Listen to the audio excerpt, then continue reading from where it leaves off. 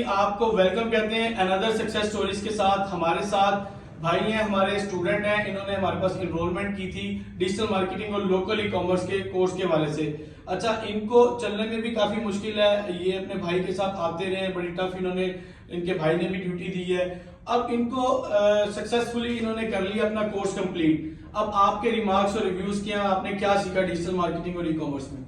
जी sir, मैं यही कहना चाहूँगा कि जो स्टूडेंट डिजिटल मार्केटिंग और लोकल ई कॉमर्स करना चाहते हैं वो एक बार इस इंस्टीट्यूट का विजिट जरूर करें। अच्छा, ऑर्डर्स आए हैं आपको? जी अलहमदुलिल्लाह। डिलीवर हो रहे हैं? 2 ऑर्डर डिलीवर कर दिए। अच्छा, डिलीवर भी कर दिए। आगे क्या प्लान है, कितने ऑर्डर्स आप डिलीवर करेंगे? इंशाल्लाह 10 यानी कि डेली आपने 10 की एक लिमिट रखी है कि ये इंशाल्लाह इसको करेंगे।